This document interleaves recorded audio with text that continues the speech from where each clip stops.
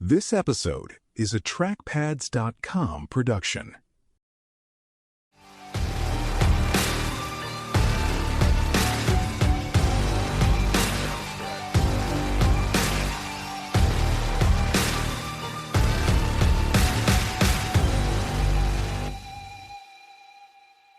After the first shock of Cambrai, when the British had broken into the Hindenburg Line and advanced farther in a single day than many thought possible on the Western Front, the battle began to contract around one stubborn piece of ground.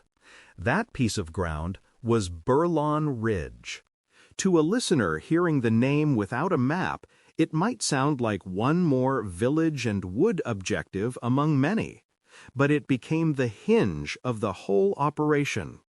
Once the eastern opportunities across the canal began to fade, the ridge on the northern shoulder of the British salient took on a value out of all proportion to its size. It was not glamorous ground, and it was not the final destination the public imagined when they heard the name Cambrai. But it was the place from which the gains already won could either be secured or slowly made vulnerable.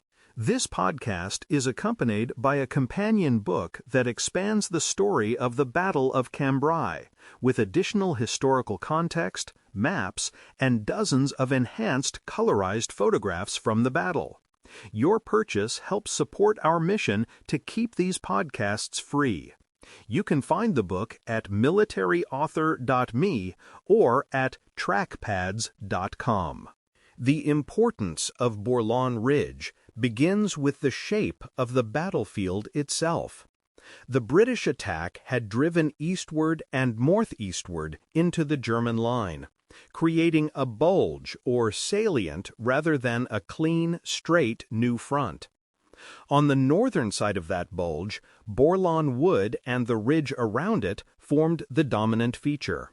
This was not mountain terrain. In northern France, a comparatively modest rise could matter enormously, especially in a war where observation, artillery direction, and tactical command depended so heavily on who could see farther and more clearly.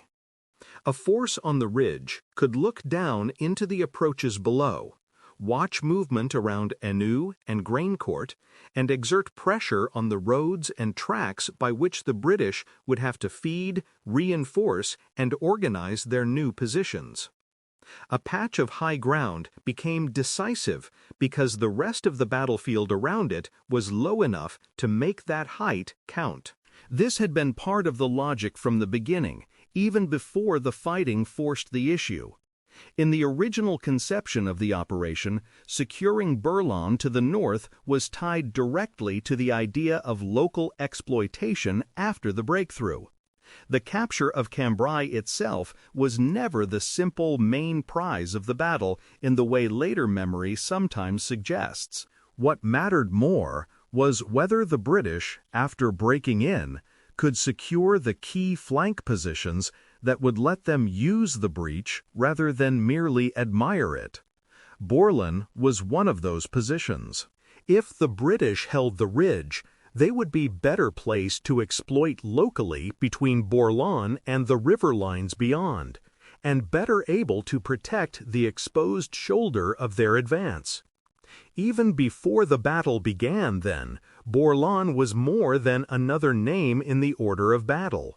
It was part of the geometry of success.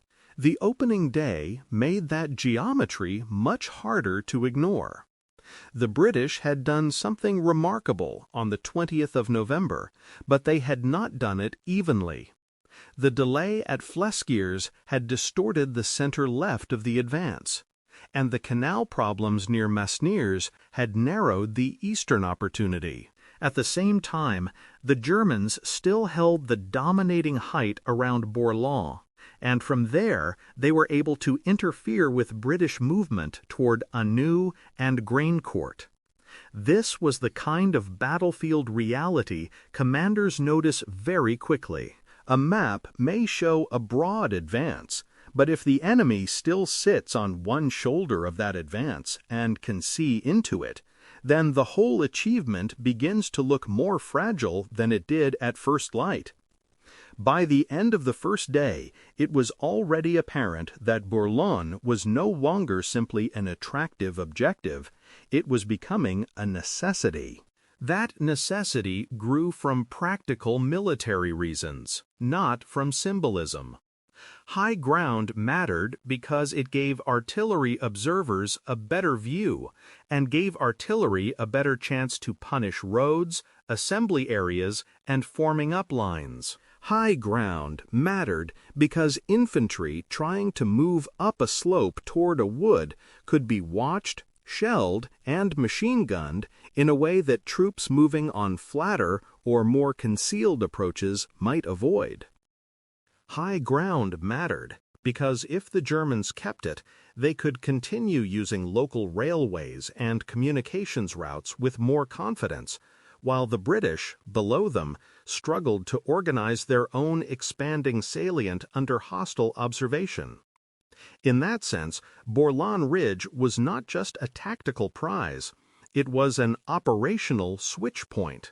It influenced not only who could stand there, but who could move, supply, and see across a broad section of the battle.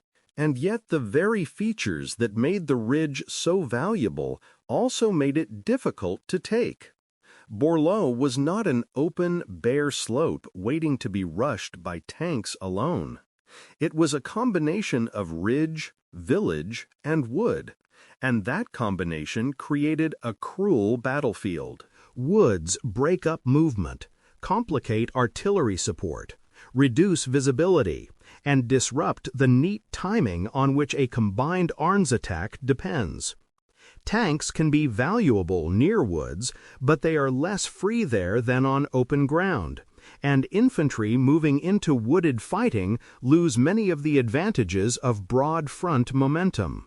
Add to that the sunken lanes, defended village edges, and German forces now recovering from the first day's surprise, and the result was obvious. Bourlon was important because it commanded the battlefield. Bourlon was hard because it was not the kind of ground on which the methods of the 20th of November could simply be repeated without change. The fighting on the 21st of November revealed that difficulty with painful clarity. British troops pushed forward toward Fontaine-Notre-Dame, Anu, and the approaches to the ridge. But the fire coming from the direction of Bourlon checked them badly. The 51st Division, with some tank support, tried to move on Fontaine and was held up. The 62nd Division fought hard around Anu, but could not break cleanly beyond the sunken lane facing the wood. To the north, forces that were meant to continue the advance beyond Mauves waited for a signal that Bourlon had been secured, because without that success, the whole northern continuation of the offensive would remain dangerously exposed. The signal never came. This is one of the clearest ways to understand the ridge's importance. It did not merely resist attack in its own immediate sector. Its continued German possession paralyzed wider British intentions around it.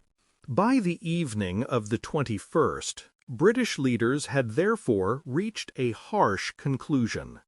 The hoped-for larger exploitation south and east of Cambrai was fading, while the British now sat in an exposed position below Bourlon. If they stopped without taking the ridge, they would be left holding a salient whose northern shoulder remained under enemy observation and enemy pressure.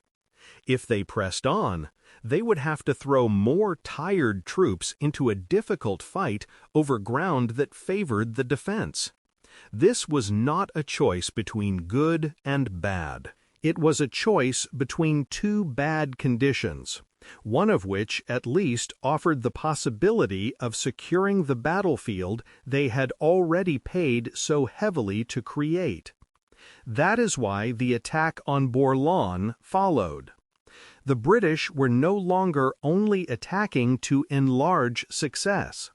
They were attacking to prevent success from becoming strategically misshapen. The attack of the 23rd of November showed just how costly that would be. The 40th Division was brought up to relieve the worn 62nd and take on the wood and village, while other formations attacked on the flanks, and tanks were again brought in to help. The ground, however, was now very different from the opening day's wide front surprise assault. Men had to move down slopes, cross the sunken lane, and climb into the wooded ridge under shell fire. Fighting in the wood became close, confused, and vicious. Parts of the British force did succeed in getting through the undergrowth and onto sections of the ridge, and troops entered Bourlon village, but the battle there never developed into a clean, sweeping capture. It became a series of contested holds, counterattacks, withdrawals, and renewed efforts, all on ground where the advantages of surprise had largely burned away. This is the moment when Cambrai's character changed most clearly. What had begun as a fast, startling rupture of trench warfare now became a brutal contest for a feature of landscape. The ridge drew in battalions, then divisions, and then more reserves, because neither side could comfortably leave it to the other. The British needed it to secure the salient and deny the Germans observation. The Germans needed it because as long as they contested it, the British position remained incomplete and vulnerable. Bourlon village changed hands. Parts of the wood were taken and lost, and the shoulders of the ridge near Fontaine Notre-Dame and west of the wood remained especially dangerous because as long as the enemy held them, British troops lower down were still exposed to observation and fire.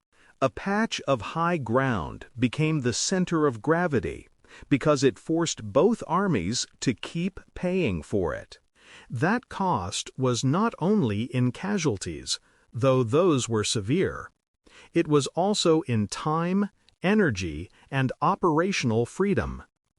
Every day spent fighting for Bourlon was a day in which the British offensive moved farther away from the original hope of rapid exploitation and closer to a familiar pattern of attritional struggle.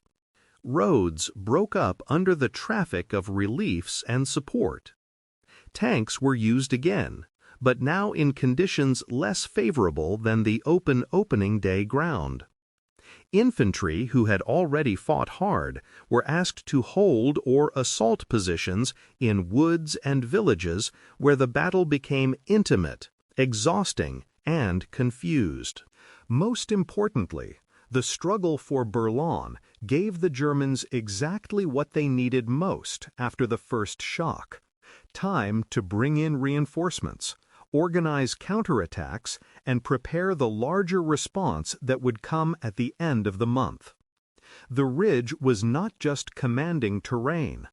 It was a clock, and every hour spent there was an hour the Germans used elsewhere. This is why Bourlon Ridge became key to the whole campaign rather than simply important to one stage of the battle. It shaped the meaning of the British advance after the 20th of November. If the ridge could be fully taken and held, the salient might become defensible and perhaps useful for future action. If it remained contested, then the British would be left with ground that looked impressive on a map, but remained exposed in reality.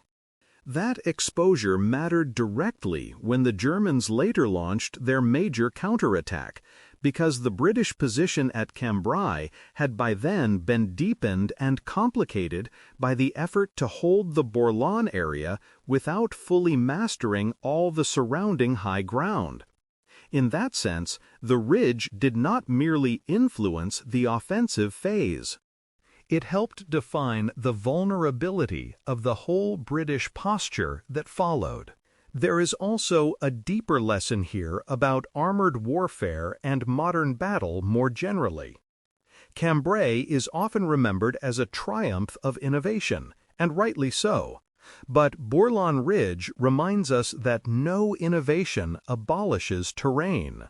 Tanks, predicted fire, surprise, and well-drilled infantry could break open a fortified front, but they could not make commanding ground irrelevant once the battle moved past the first shock. The British could innovate their way through the wire and trenches, yet still find themselves drawn into an old and very recognizable struggle for high ground, observation, and tactical security. That is not a contradiction. It is the normal condition of war. New methods change what is possible, but they do not remove the permanent military value of terrain that dominates roads, lines of sight, and the shape of a salient. You've been listening to Famous Tank Battles. These battles were never just about machines.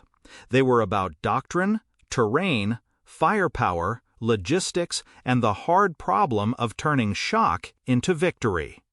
For more military history writing and books, visit militaryauthor.me. And for magazines, podcasts, and a massive archive of military photos and video, visit trackpads.com. Thanks for listening.